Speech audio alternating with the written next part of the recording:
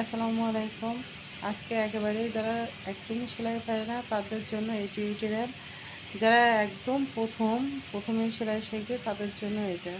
তো প্রথমেই উপর নিচ দিয়ে অল্প অল্প ফাঁকে রেখে সেলাই করলেই হয়ে যাবে কাঁথা সেলাই বা কাঁথা স্টিক বা নকশি কাঁথা সেলাই, যে যেটা নামেই পরিচিত হোক না কেন।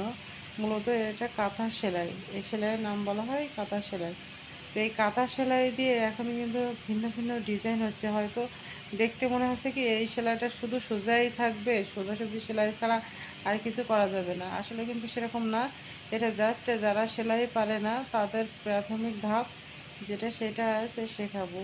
তো এরপরে জোড় আর বিজোড় সেলাই। তো একটা সেলাই হয়ে যাওয়ার পরে যে ফাঁকা ফাঁকা থাকবে, সেই ফাঁকা অংশে সেলাই উঠানোকে বলা হয় জোড় আর বিজোড়। দেখেন কিভাবে উঠাচ্ছি। প্রথমে সেলাই করে নিয়েছি, ঠিক ওর মাঝখানে যে ফাঁকটা আছে ওই বরাবর সেলাইটা উঠানো লাগবে, তাহলেই হয়ে যাবে বিজোড় সেলাই। তো এই সেলাইগুলো দিয়ে কিন্তু আপনি সুন্দর ডিজাইন করতে পারবেন, এবং সেই ডিজাইনগুলো কীরকম হবে আমি দেখাবো।